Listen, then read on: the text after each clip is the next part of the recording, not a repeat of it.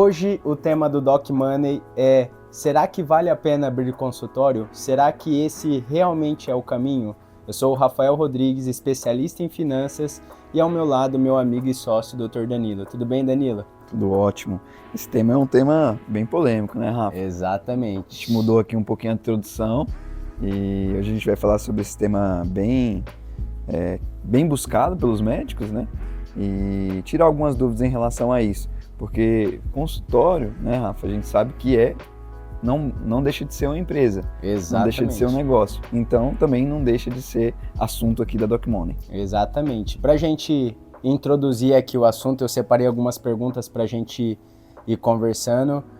E Danilo, por que, na sua opinião, tantos médicos pensam hoje em dia em abrir seu próprio consultório? A medicina hoje ela está passando por um cenário totalmente diferente do que a gente já viu em outros tempos, né? Então, hoje em dia a remuneração é menor, tem muito mais médicos no mercado e isso acaba diluindo a quantidade de pacientes para cada médico, né? Então, por exemplo, o cirurgião, né, o médico cirurgião que operava, sei lá, vamos supor que ele operava 20 casos no mês, hoje em dia ele está operando 10. Então, entre aspas, caiu, né? Teoricamente caiu a remuneração pela metade desse médico, né? Então, a gente brinca, né, Rafa, inclusive nas nossas redes sociais, que o médico de 1990 era o médico rico e o médico hoje de 2026, coitado, tá lá disputando plantão de clínica no grupo, e tem nego já deixando lá escrito, mensagem pronta, mensagem né? pronta, eu pego só para mandar, para conseguir algum plantão fixo já não existe mais, então a medicina mudou, o cenário mudou. Isso é um fato, não é uma teoria, e a medicina mudou. Então hoje a remuneração é bem menor e os médicos pensam em abrir consultório exatamente para a gente conseguir ter algum tipo de autonomia.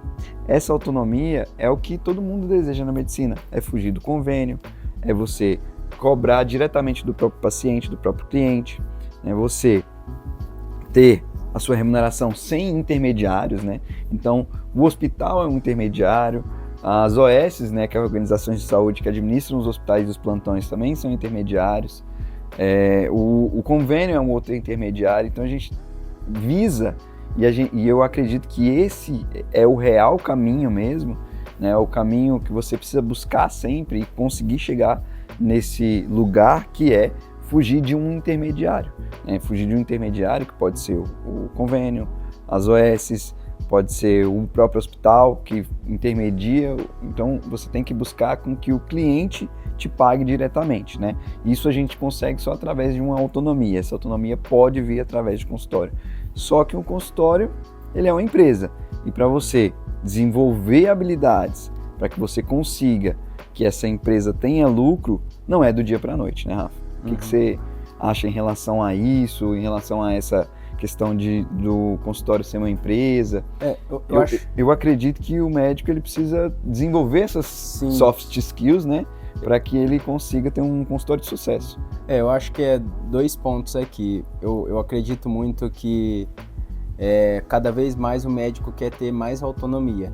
E ele tem na clínica dele, isso teoricamente gera uma autonomia. Ele não fica dependendo muito de hospital, de cumprir o horário ali do plantão, né? Então ele tem uma certa liberdade. Eu acho que o médico abrindo a clínica dele, acho que a única coisa que tem que virar uma chave que eu sinto que às vezes não vira é ele entender que ele é um empresário, ele tem um negócio. Se ele tem uma clínica, ele tem um negócio, ele tem um CNPJ, ele tem funcionário, ele tem que gerar faturamento, ele tem que gerar lucro, tem que pagar imposto.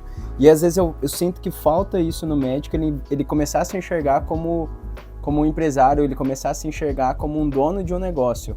Então, e aí consequentemente, não investe em estratégia de vendas, não investe ali no pós-venda, não investe no negócio. Ele só sai atendendo e vai dando às vezes certo porque tem indicação, tem o plano de saúde, né? Que, enfim, eu acho que é uma ideia boa, né? Quem está em casa aqui e pensa em abrir um consultório, eu acho que eu acho que é interessante porque gera essa autonomia, mas eu acho que é ter essa visão de negócio.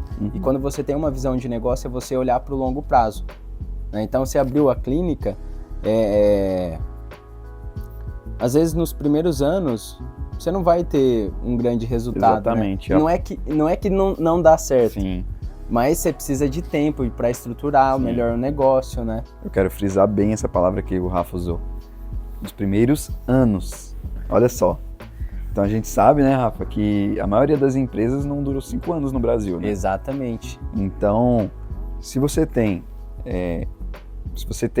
como objetivo que a receita do seu consultório nos primeiros meses ou nos primeiros anos paguem suas contas, é muito difícil você conseguir que essa empresa, no início, né, tenha lucro suficiente para pagar suas contas. Inclusive, Danilo, eu estava pesquisando aqui, até para não passar a informação errada, olha isso, as empresas que...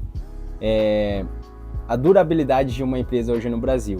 Em um ano, aproximadamente 79,6% das empresas consegue passar no primeiro ano.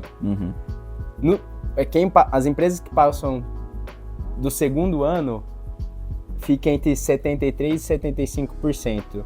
3 anos, isso já cai para metade. 50% das empresas consegue passar os 3 primeiros anos. Isso, quando vai para 5 anos, que é o que a gente estava falando aqui, apenas 37% das empresas consegue passar esses 5 anos.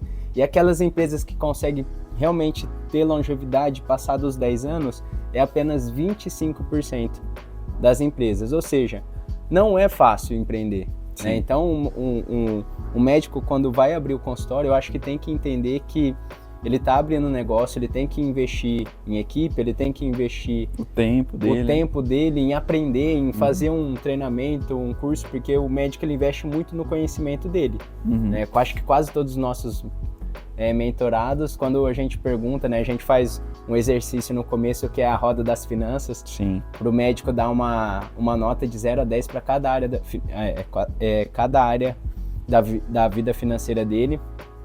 E sempre é uma nota alta no conhecimento. É 8, é 10. É 8, é 10 Só que às vezes falta esse investimento no conhecimento. Não, em outras áreas. Isso, não na especialização, mas sim em outras áreas que vai agregar para o médico escalar o consultório dele, ganhar mais e realmente prosperar ali no consultório dele, né? Isso. Eu acredito que realmente você tem que ir atrás desse tipo de conhecimento, mas eu acredito também, Rafa, que hoje no mercado, por conta dessa questão desse boom, de tanto de cursos que vieram, né, e tanto de mentores que não tem nada a ver com a área, tem muita gente fazendo promessas milagrosas, né, promessas até falsas, eu diria, né? Sim. Então, tomar muito cuidado com quem você está selecionando para ser o seu mentor ou a empresa que você está comprando curso, porque às vezes são cursos caros, você vai investir lá, sei lá, 10, 20 mil reais e o retorno disso é praticamente zero, porque talvez você não estava no momento, talvez você comprou de alguém que não tem experiência, né, que não tem aquela skin in the game, né, que não é médico, que não é empresário, Sim. que não tem nada a ver, que na verdade está nesse universo só para ganhar dinheiro mesmo, né? Nunca construiu uma clínica, não é médico, não sabe nada em relação a esse tipo de mercado, mas vê que o médico é uma presa fácil, né? Porque é uma profissão que consegue levantar um caixa rápido ainda hoje em dia, através de plantões, né? E aí tem um dinheiro na mão ali que ele quer mudar de vida, que ele quer prosperar, que ele quer realmente não ficar dependendo totalmente da venda do tempo dele, né? Sim. Eu acho que se fosse para resumir esse nosso primeiro bloco, né, se compensa ou não, né, abrir o consultório, eu acho que assim, compensa, né, porque ele começa a não trocar o tempo dele por dinheiro, que é no caso do plantão, né? No consultório ele consegue escalar mais, né, ele consegue ter essa liberdade principalmente, né? Mas eu acho que é isso, compensa se a pessoa estiver disposta a não só olhar aquilo como uma clínica, mas sim como um negócio. Ele investir não só no conhecimento, que eu tenho certeza que você médico que está em casa está fazendo isso, mas é investir, né, nesse conhecimento de negócio, né, de entender o que é um fluxo de caixa, um capital de giro, né, porque entendendo isso, você vai evitar da sua clínica quebrar, né? Sim.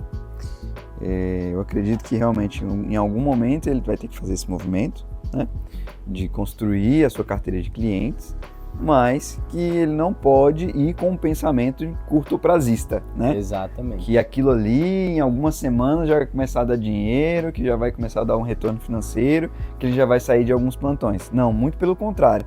Provavelmente o consultório vai gastar dinheiro, vai arrancar dinheiro dele, ele vai ter que ficar dando plantão, às vezes até mais plantão, para pagar os custos da clínica até ela começar a se pagar, Exato. até começar a virar, não é do dia para a noite. Eu acho que se a gente separa em blocos, você já até fez a introdução para o próximo bloco, que é a ilusão do consultório.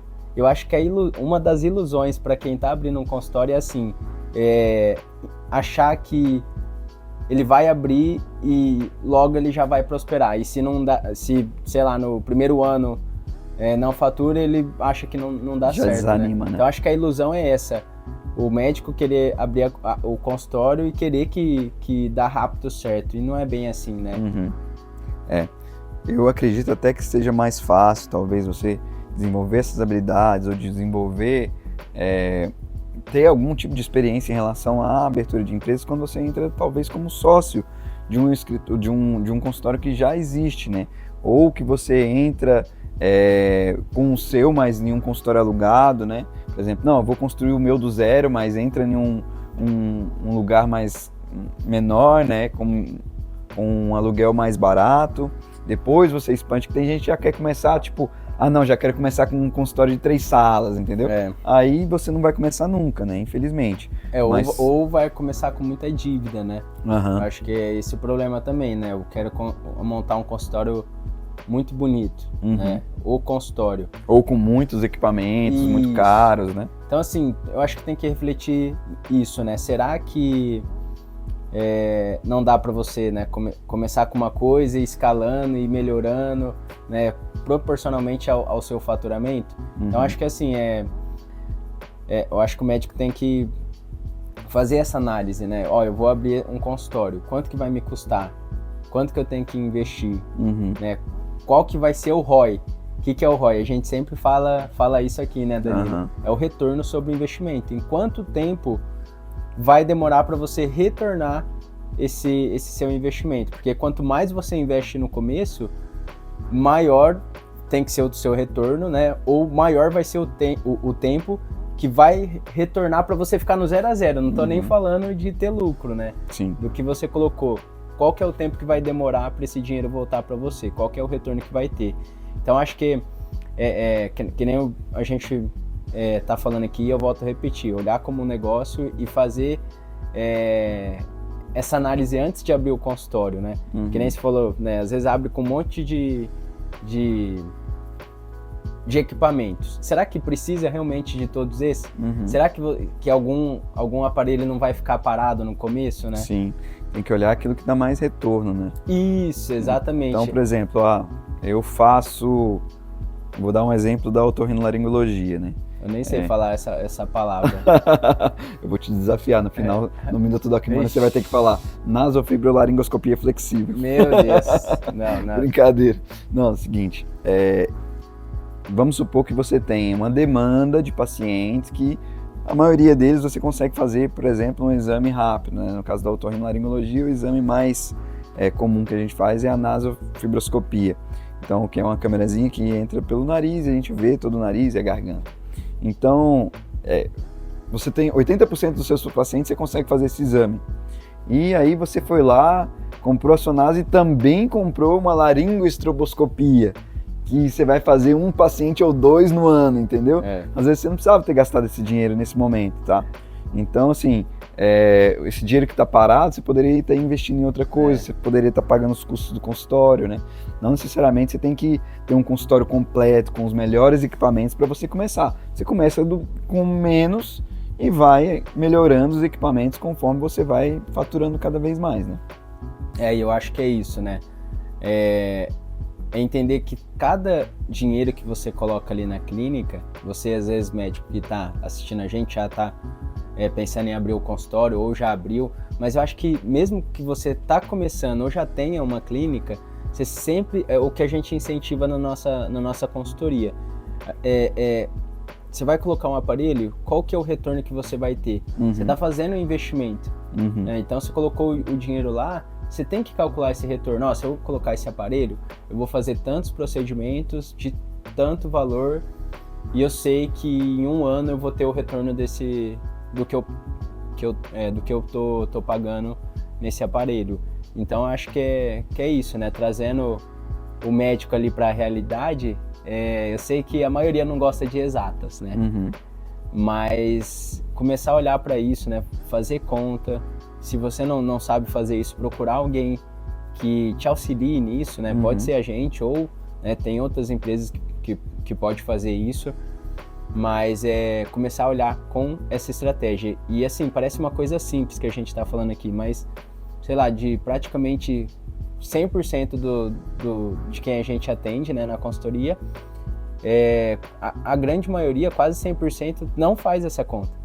Só abre, vai comprando os aparelhos e aí depois que comprou descobre que talvez não faria sentido, aí tem que vender o aparelho para repor o caixa, então e eu acho que tudo isso seria evitado com estratégia, né? Sim.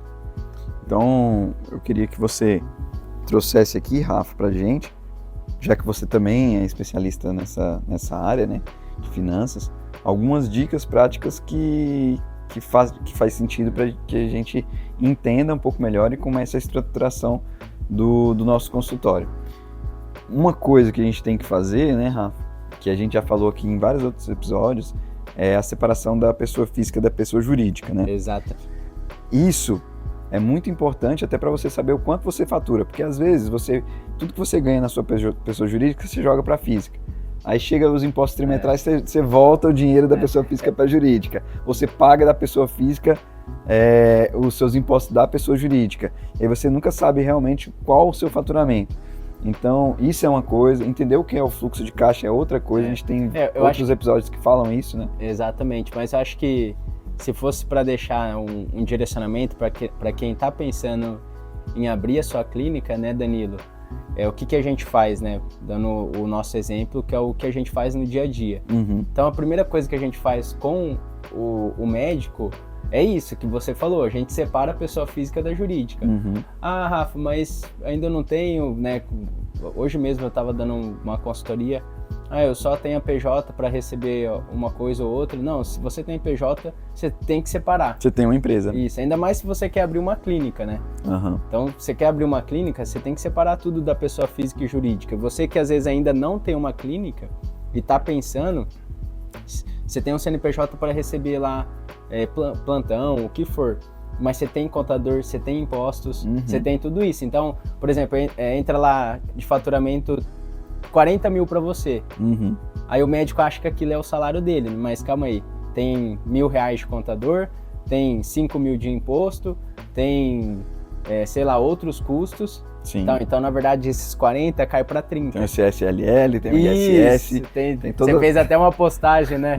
Cheio de imposto para pagar e a gente correndo deles. Mas assim, então, se você está com um faturamento de 40 e tem todos esses custos, o seu salário, na verdade, era 30.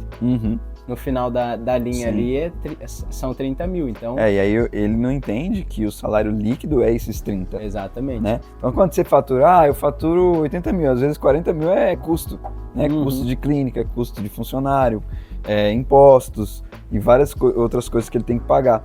Então essa questão da precificação, né? A precificação é o quanto que você gasta na sua clínica, talvez um dos itens mais importantes para você olhar, né? Exatamente. Então acho que é isso, né? Acho que para fazer, quem está pensando em abrir o consultório e está assistindo esse podcast, para fazer dar certo, que inclusive é o nosso próximo bloco, eu acho que para fazer dar certo, a primeira coisa, entender essa separação de pessoa física e jurídica, né? Entender que vai começar um negócio, mas às vezes ele já tem um CNPJ, então fazer essa separação entre a pessoa física e jurídica. Acho que esse é o primeiro ponto. Certo. E o segundo, Danilo, na sua opinião? Na minha opinião, o segundo ponto, e eu ia até te fazer essa pergunta para você, mas já que você jogou para mim... Não, a gente vai trocando, porque no final das contas a gente atende os clientes juntos, né? Mas já que você jogou para mim, eu acho que o segundo ponto é você realmente, né, definir o seu nicho, fazer investimento em relação a conhecimento, né, para que você tenha realmente assim uma estruturação para sua clínica, fazer precificação, né, além da separação, entender o que é um fluxo de caixa, fazer uma reserva de emergência para a sua clínica, além da pessoa física. Eu acredito que é muito importante você fazer uma reserva também para a sua pessoa jurídica, e aí fazer todos os cálculos que a gente faz para a pessoa física, né? Que é os cálculos baseados naquilo que a pessoa gasta, ou seja, aquilo que a sua clínica tem de custo. O ideal é que você tenha uma reserva, porque nem todos os meses você vai conseguir aquela quantidade de dinheiro ali que consiga talvez pagar os seus custos fixos, né? Então, fazendo um resumo aqui para o médico, é isso, né? Ele entender que existe a dívida boa e ruim. Se ele está começando um negócio e tem estratégia, eu vou pegar um crédito. Então, qual que é a estratégia para eu conseguir alavancar o meu negócio e pagar essa dívida, que vai ser o tema do próximo podcast. Então, fechando aqui, Danilo. Primeira coisa, pro médico que quer abrir a clínica, formar o capital de giro. Eu acho que antes disso, Rafa, é entender a mentalidade, que foi o primeiro bloco que a gente falou.